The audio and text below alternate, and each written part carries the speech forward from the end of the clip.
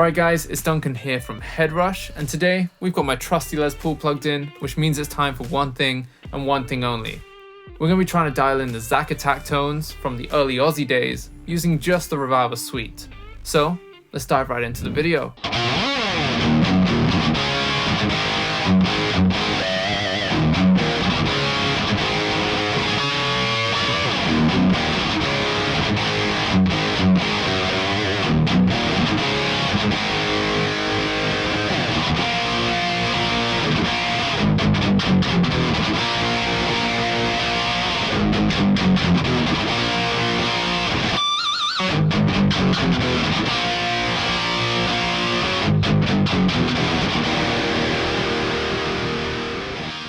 Right, for this dialing in episode, we're going to take it back to the early Ozzy years with a young, shaved face Zakk Wylde.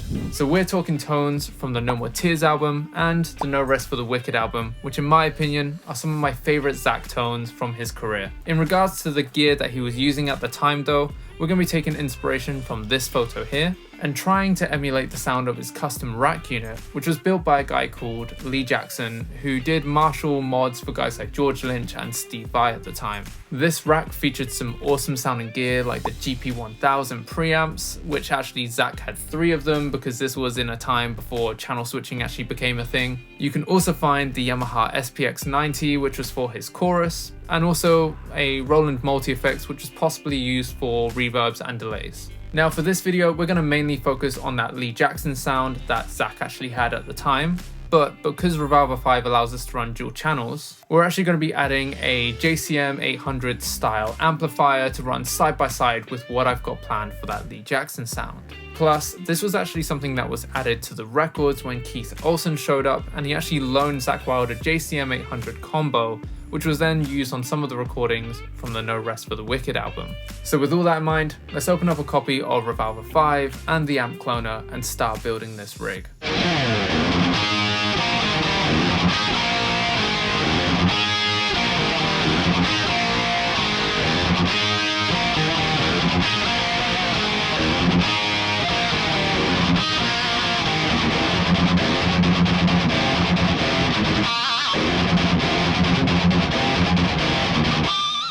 Right, so now that we have ReValver 5 open, let's start with our first amplifier. For this, we're going to head over to this plus icon and we're going to click the HeadRush Amp Cloner player. Now I did mention that I had something in mind when trying to get that Lee Jackson sound from those Zakk Attack style days. And for this, we're going to scroll down until we find a Metatronics M1000. And on this one, we have a setting which is called Zakk 3. Now this clone is taken from one of Lee Jackson's M1000s, which is already dialed in the Zakk settings. So this should kind of get us 90% of the way of that amp tone that we're trying to emulate. Once it's all loaded in though, the amp should sound a little like this.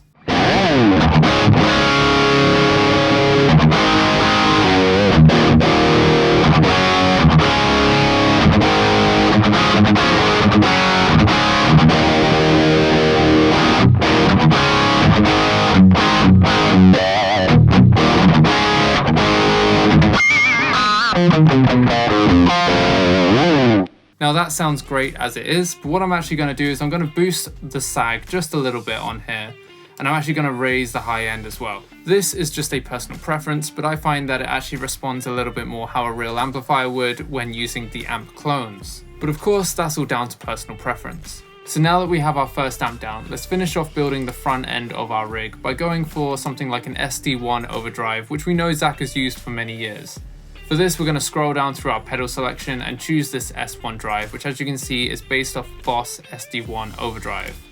Now our amp is already pushed quite a bit, so what we're going to do is we're going to drop this drive down to about 16%, and we're going to boost the level just a little bit. I'm going to drop the EQ just to kind of roll that off. But we almost want this overdrive to act as more of a boost pedal than an actual overdrive pedal. With both the pedal and the amp turned on, this is what our rig should sound like so far.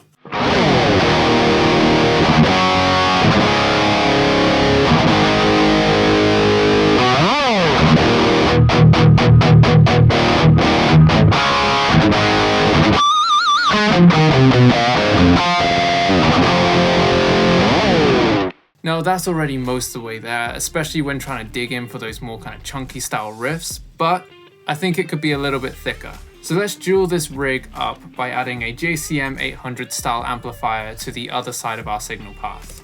For this, we're going to click the plus icon, and then we're going to scroll down until we find a JCM 800 style amplifier. So this lead 800 bass bright mod, which is based off an 82 Marshall, is going to work perfectly. Once that's loaded in, the lead 800 actually comes in quite clean, so we're going to push the master and the preamp all the way up just to get a nice kind of chuggy style tone.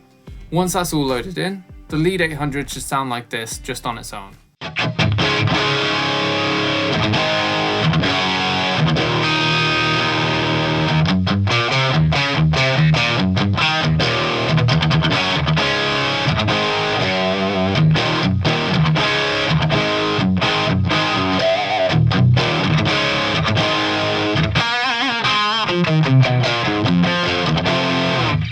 As you can hear, it's already got a lot of oomph and thickness to it, which is going to pair perfectly with our amp clone. So when turning both amps on together, this is what they should sound like.